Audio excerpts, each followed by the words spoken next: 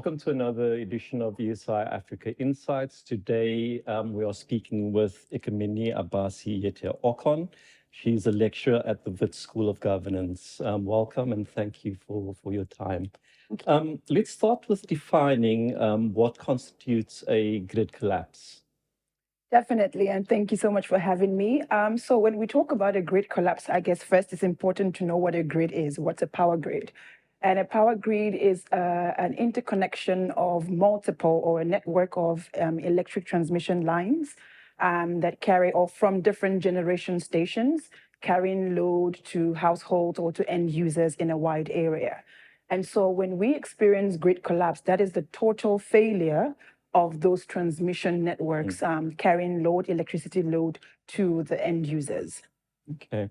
And then follow up to that, what are the main factors that would then lead to such a collapse? Definitely. There are quite a number of factors. Mostly you can have human errors, you can have technical errors, but you could also have weather conditions. And what we're finding is that it's quite difficult to shelter transmission lines from serious environmental issues like a storm or a cyclone, for instance. But we're also finding that, the technology or the transmission lines can be shielded from something such as wind.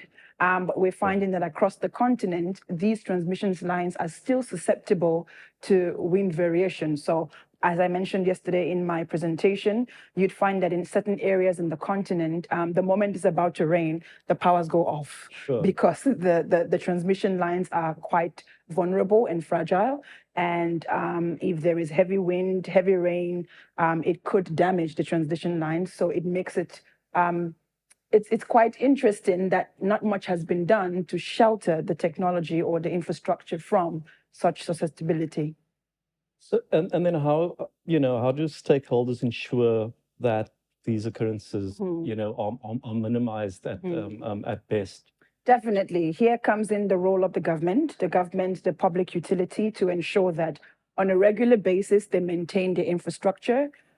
They ensure that they update the infrastructure and they modernize the infrastructure.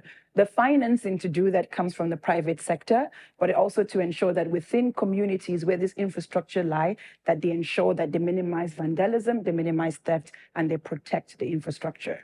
And I suppose going further with liberalization of electricity markets and private generators, do you foresee less spend then on, say, national grid infrastructure because there's supplementary supplies coming onto the market? Because I presume that governments would still need to protect their assets, obviously.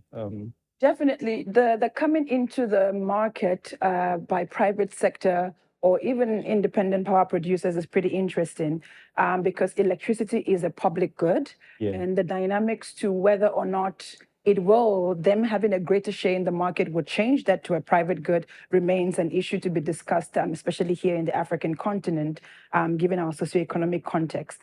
But definitely, the onus still lies on the government to create an enabling environment for all players in the market to function effectively, to function efficiently, including providing mechanisms for the protection of those infrastructure.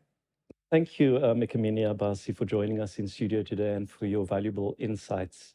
And thank you for joining us. Until next time.